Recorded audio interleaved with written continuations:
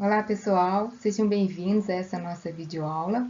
O tema da nossa aula de hoje é sobre introdução de um artigo científico. Então, para isso, a nossa aula será estruturada em alguns tópicos que seriam eles. Para que serve a introdução? Qual que é o propósito dessa introdução? Vou ensinar para vocês como estruturar essa introdução, o que precisa de ter na composição deste elemento, a apresentação do tema, como que vocês vão apresentar esse tema para que ele fique chamativo, para que o leitor tenha interesse em continuar a leitura, a justificativa para a investigação, a relevância do tema, como que vocês apresentam essa relevância do tema, certo? E por fim, as lacunas do conhecimento, que é a partir dessas lacunas do conhecimento que vocês vão justificar o leitor de que o seu artigo deve ser lido. Então, para que serve a introdução de um artigo? A introdução, ela informa o que já foi pesquisado e o porquê dessa sua investigação atual. Ela é aquela parte do artigo que vai preparar o leitor para entender a sua investigação e a justificativa para a realização, o motivo que leva você a pesquisar. Ela deve ser organizada com o propósito de despertar o interesse do leitor e fazer com que ele prossiga a sua leitura. Tá? Estrutura da introdução. Então, pessoal, embora a introdução ela possa ser escrita de muitas maneiras, a depender aí da modalidade de investigação que vocês propuseram, do tipo de periódico, com o objetivo de vocês atenderem as especificações desse periódico, a depender do nível de conhecimento sobre o tema e outros fatores, um grupo de assuntos é usualmente encontrado nas boas introduções dos artigos científicos da área de saúde. Então, quais são os tópicos a abordar na seção de introdução?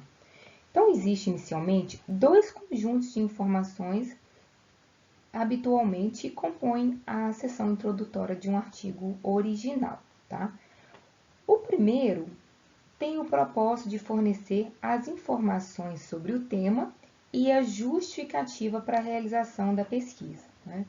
A gente sabe que uma boa introdução convence o leitor de que a pesquisa é relevante, original e está apresentada em bases sólidas.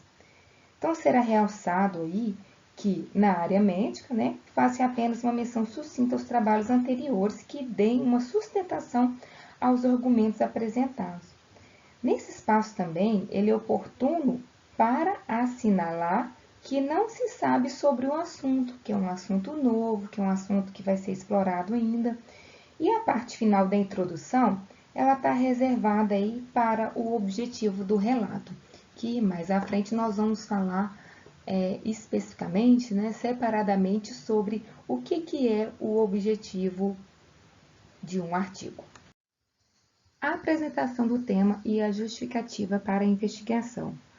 Como já vimos, a introdução ela vem informar o problema a ser investigado, certo?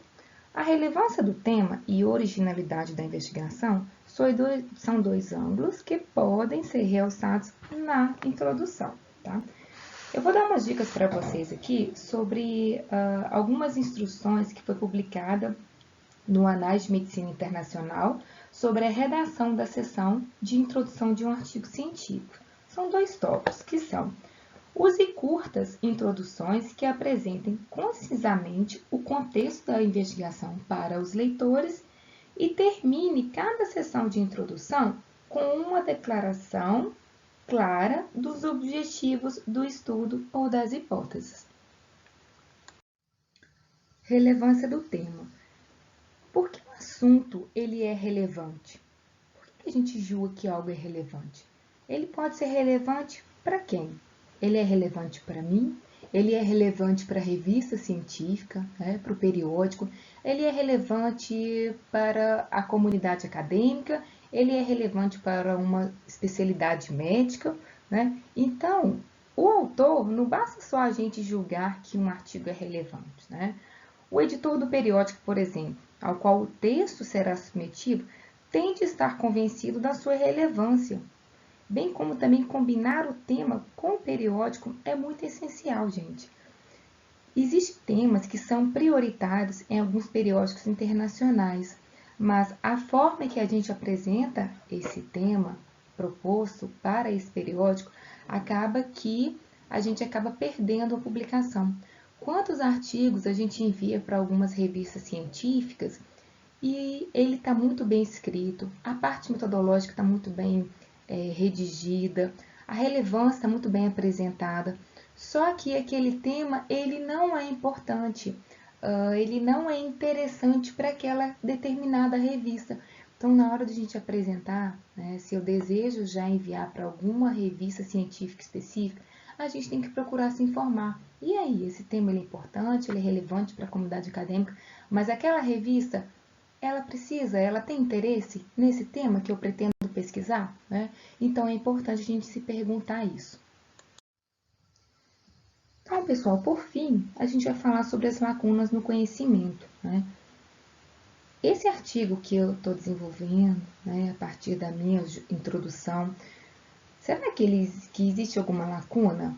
Porque não é importante a gente ficar escrevendo artigos replicando informações, né? A gente até usa o termo ficar aí reinventando a roda, ok?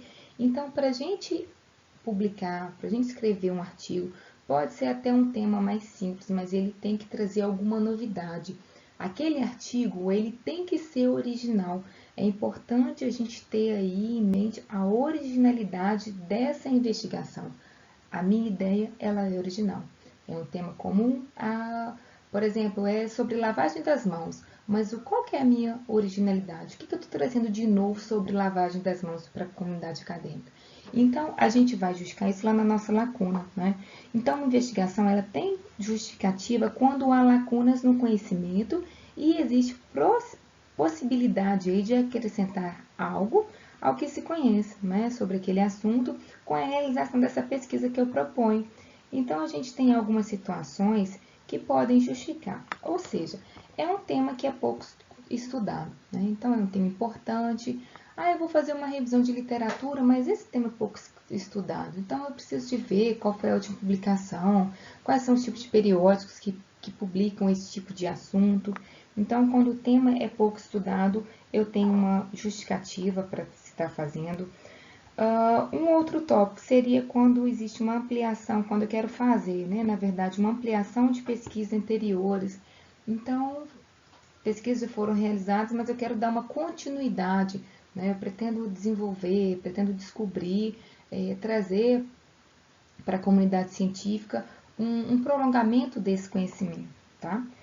Confirmação de resultados. Então, na confirmação de resultados, né, a gente sabe que a ciência ela é aí a replicabilidade dos resultados, né? Quando há um primeiro relato sobre um tema, os cientistas são prudentes em aceitar as suas conclusões ou recomendações e esperam confirmações. Existem também aqueles cientistas que procuram reproduzir o que foi feito para verificar se chegaram ou não aos mesmos achados, né? Então, isso aí é comum também quando a gente pretende confirmar os resultados. E, por fim, o esclarecimento de controvérsias, né? Então, existem numerosas polêmicas na área da saúde que são alimentadas pelos resultados de pesquisas em que são detectadas limitações no método empregado.